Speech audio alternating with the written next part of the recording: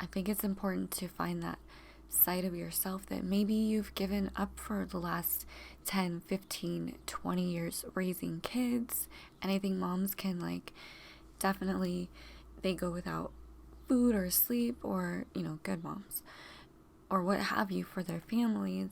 Sometimes, especially when times are tough, or like we did during COVID, just things that like come up in life, hardships.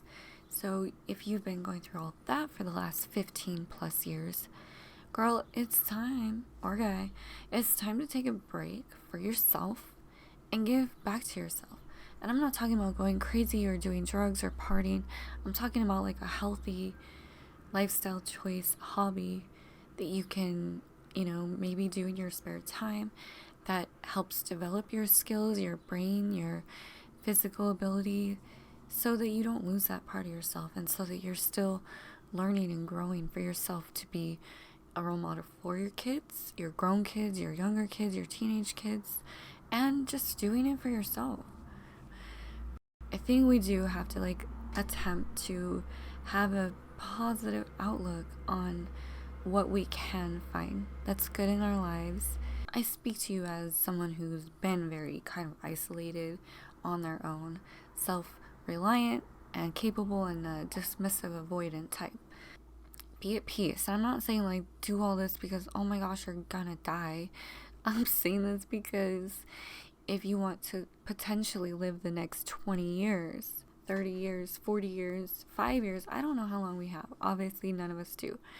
But potentially, you could still have another 40 plus years, 20 plus years. So if you want to live those in somewhat of a peaceful state, a happy state, surrounded by loved ones, or maybe just not even surrounded, maybe just have a couple loved ones in your life.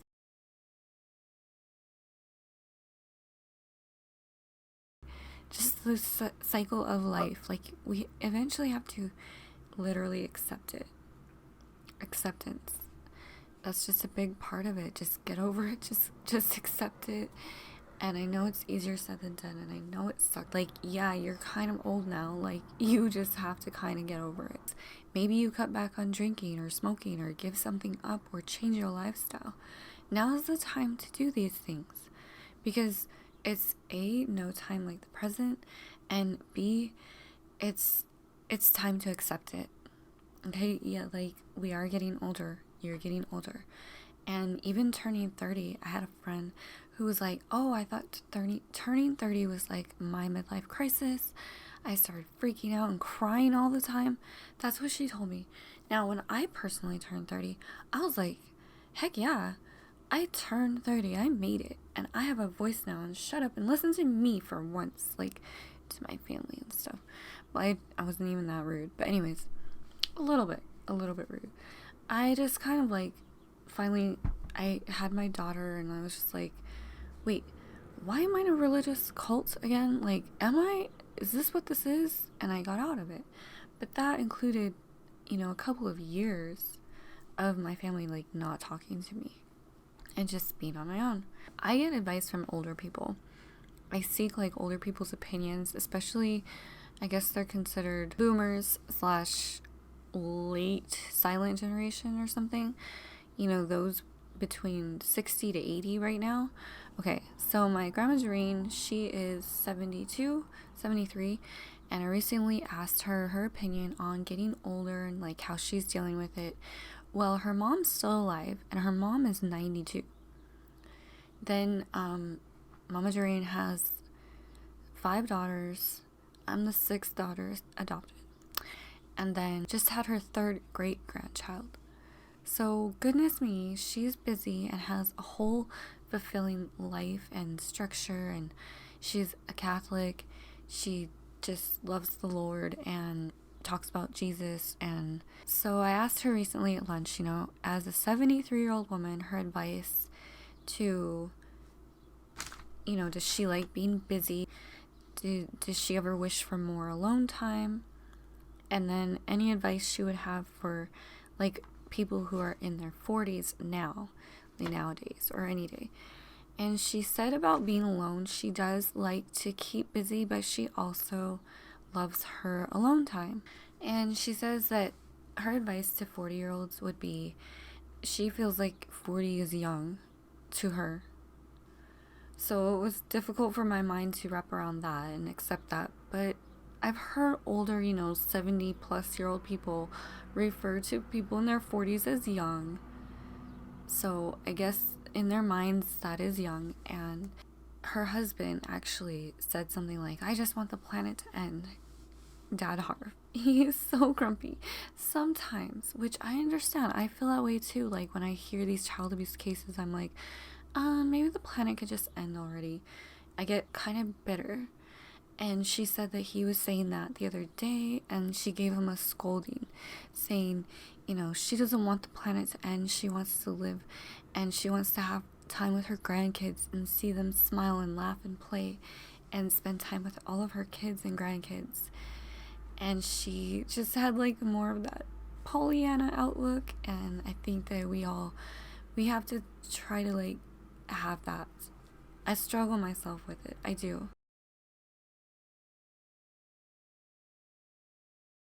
Self-care, when you are able to take the time out for yourself, in my opinion, then you're able to give more to others in your life, your kids, your spouse, coworkers, what have you, siblings, parents, like you're just able to give back because you know that you've adequately allotted enough time to your own self-care, that when you are able to reach out to others, you don't have to feel like drained or taken advantage of. You're setting boundaries for saying, okay, I'm okay now.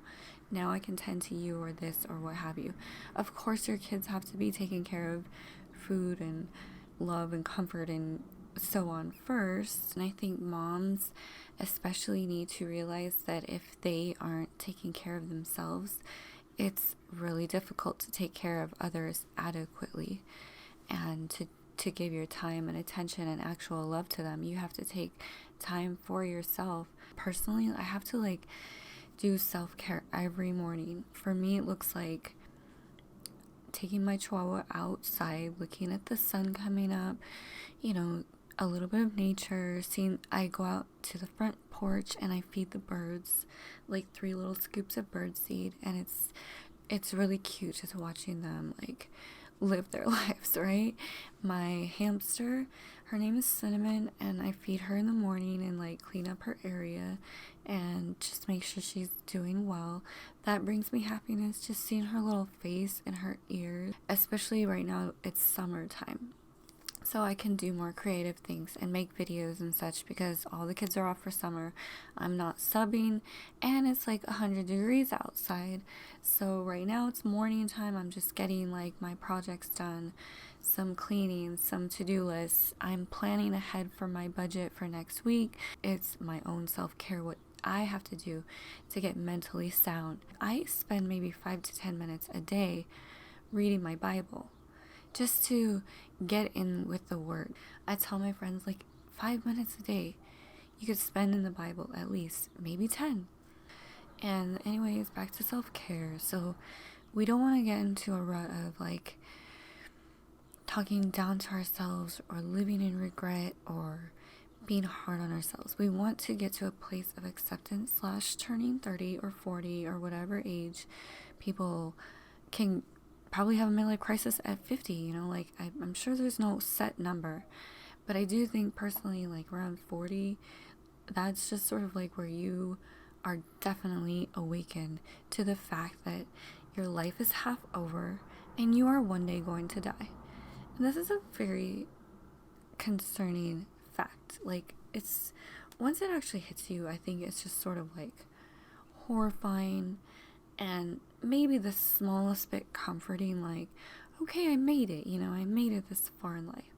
But that is just more overwhelmed by the concern that you are going to die. And I'm just going to put it out there and be blunt. I don't care, because that's what I went through. That's what I was facing and thinking and just horrified by. Maybe it's because my dad died when I was 14. I think about it a lot. I think about death a lot. I think about what's going to happen. I think about where we're going after we die. And I totally believe in heaven and hell. That alone is scary. Like, it's easier to not believe in those things, I'm sure. It's easier to just believe in nothing, or we're just gonna turn into a bird and fly away or something. But I would say, if you have neglected your walk with the Lord and or reading your Bible, maybe getting back into that is a perfect time as you get older.